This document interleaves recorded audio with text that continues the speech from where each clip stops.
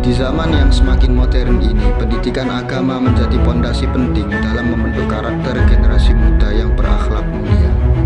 Untuk mendukung kegiatan pendidikan Islam yang lebih mendalam, MTS Nurul Islam menghadirkan program Madrasah Diniyah Nurul Islam. Melalui program Diniyah, siswa belajar Al-Quran, hadis, fikih, dan akhlak, membentuk karakter yang berlandaskan nilai-nilai Islam. Di sini siswa tidak hanya belajar teori saja, tapi juga praktik melaksanakan ibadah sehari-hari. Mereka diajak untuk mempraktikkan sholat, membaca doa-doa harian, dan meneladani akhlak Rasulullah SAW. Ikuti saya ke kelas dan mari belajar bersama di Madrasah Diniyah Nurul Islam.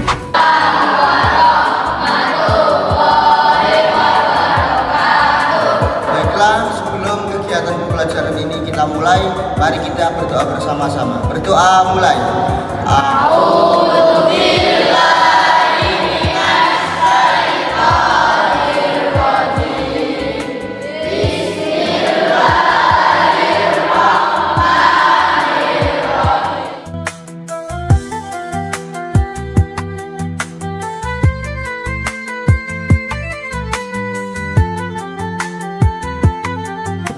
Setelah kemarin kita belajar yang namanya Al-Haditsus Tsani, pada pembahasan kali ini kita akan belajar Al-Haditsus Tsalis, yakni hadis ketiga dalam kitab Arba'in Nawawi. Bunyi hadisnya, An Abi Abdurrahman Abdullah ibni Umar ibn Khattab radhiyallahu anhu maqala sami'tu Rasulullah sallallahu alaihi wasallam yaqul buniyal islamu ala khamsin syahadat an la ilaha illallah wa anna muhammadar rasulullah wa iqamis shalah wa ita'iz zakah wa hajjal baiti wa shaumi ramadhana rawahu Bukhari wa Muslim. Jadi pada hadis ini diterangkan bahwasannya Islam itu dibangun dari 5 perkara. Islam dibangun dari 5 perkara. Yang pertama adalah syahadat, menyaksikan diri bahwasannya tidak ada Tuhan selain Allah dan Nabi Muhammad adalah utusannya. Syahadat tidak berhenti hanya di lisan saja. Syahadat harus ditasdidkan di dalam hati, diucapkan dengan lisan, kemudian dijalankan dengan perbuatan. Jadi pada pelajaran hari ini kita akan berbicara tentang sholat. Sebelum lanjut kepada pembahasan selanjutnya, saya mau tanya, apakah kalian ini sudah menjalankan sholat 5 waktu dengan rutin? Sudah rutin, harusnya kalian semua tahu ya niat-niat sholat 5 waktu. Ini saya mau cek. Yang pertama dari laki-laki. Coba sebutkan niat sholat dulu. Bismillahirrahmanirrahim. Sholli fardhu dhuhri arba' raka'atin mustaqbilal qiblati hada an ma'muman lillahi ta'ala. Coba sebutkan niat sholat subuh. Sholli fardhu subhi raka'ataini mustaqbilal qiblati hada an lillahi ta'ala. Semuanya perhatikan gerakan mengangkat tangan ketika takbiratul ihram yang benar sesuai dengan tuntunan Rasulullah adalah seperti ini. Seperti ini. Allahu Akbar. Saya ulangi lagi. Allahu Akbar. Jadi tangannya sejajar dengan bahu. Kemudian ketika ditumpuk, tangan kanan berada di atas. Allahu Akbar. Coba tangannya diangkat. Allahu Akbar.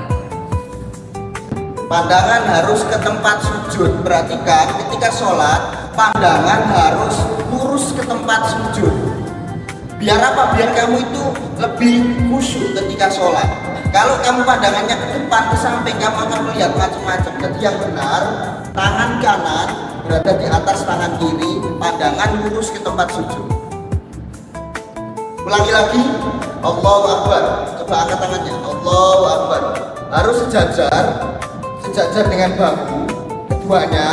Kemudian ketika ditekuk, tangan kanan berada di atas dan pandangan lurus ke tempat sujud. Posisi rukuk yang benar adalah ketika punggung itu lurus, tidak terlalu ke atas dan tidak terlalu ke bawah. Contohnya seperti ini. Kamu hadap sana, hadapnya ke sana.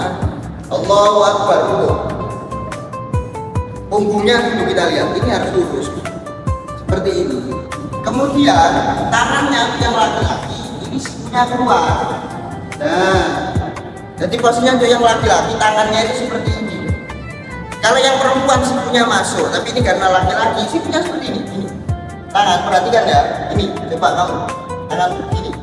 Nah, jadi posisi ruku adalah punggungnya pertama harus lurus, kemudian tangannya untuk yang laki-laki sikunya ini berada di sisi luar. Perhatikan, sikunya harus berada di sisi luar. Tidak boleh laki-laki ketika ruku sikunya berada di dalam. Siku harus berada di sisi luar. Punggung harus lurus. Nggak boleh terlalu naik, nggak boleh juga terlalu turun sampai menekuk.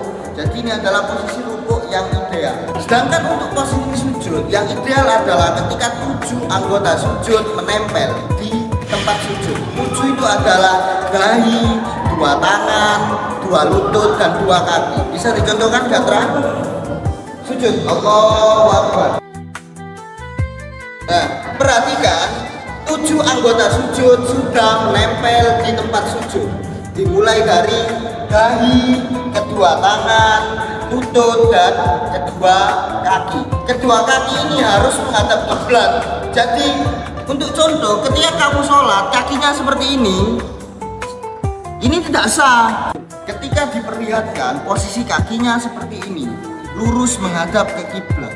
Maka jika terjadi kondisi sholat itu kakinya tidak menghadap kiblat seperti ini, maka sujudnya tidak sah. Saya ulangi lagi, sujudnya kakinya harus lurus menghadap ke arah kiblat.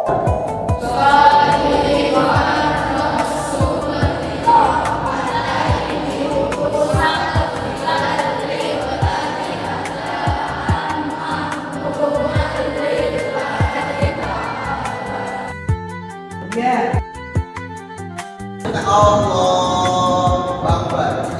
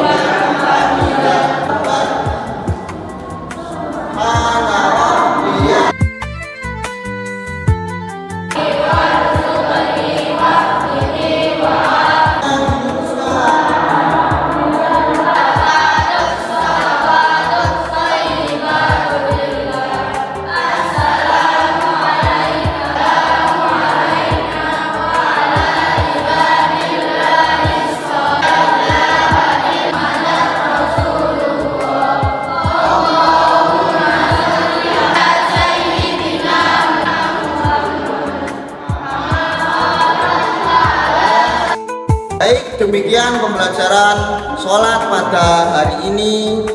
Semoga kita semua mendapat manfaat dan ridho dari Allah Subhanahu wa Ta'ala dan bisa mengamalkan ilmu kita di masa depan. Amin Allahumma amin. Assalamualaikum warahmatullahi wabarakatuh. Waalaikumsalam.